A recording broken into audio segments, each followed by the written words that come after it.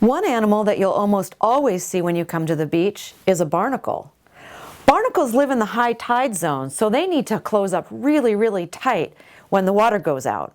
Just like the anemones, barnacles stay closed until the high tide brings the water back in. These are what the barnacles look like at low tide. But if you came back to the beach at high tide, this is what they would look like. They look kind of like a broom, don't they? Well, they're sweeping food out of the water and right into their mouths. But I don't see any food in this picture. So what do you think they're eating? Plankton! So what is plankton? Well, chances are you won't see it. Most plankton is so small you can only see it through a microscope. But believe it or not, there's more plankton in the sea than almost all the other marine animals combined.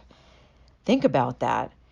If you were to put all the fish and all the crabs and all the sea stars and all the sharks and all the whales and all the other animals in the sea all together, they still wouldn't take up as much room in the ocean as all the plankton does. There are two kinds of plankton, animals, or zooplankton, and plants, or phytoplankton. This picture shows plant plankton. Kind of weird-looking plants, huh? And just like plants on land, these tiny plants make oxygen, and they make a lot of it. In fact, scientists estimate that about 1/3 of all the oxygen in the world is made by phytoplankton. So now that we know what plankton is, we're going to get to know plankton even better. I want everyone to take 3 deep breaths. Ready? 1, 2, 3. All of the oxygen you took in that third breath was made by plankton. Thanks, phytoplankton. Here's another picture of plankton. This time we're looking at tiny animals, or zooplankton.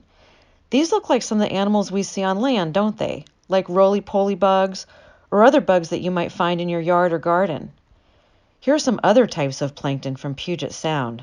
Pretty weird, aren't they? So besides barnacles, who else eats plankton? Turns out lots of things. Clams, anemones, worms, even small fish. Plankton forms the foundation of what we call the food pyramid.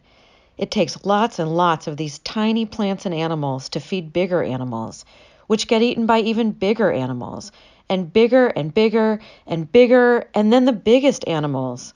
So the next time you see an orca, be sure to say, "Thanks again, plankton," because without all that plankton, we wouldn't have any of these awesome animals.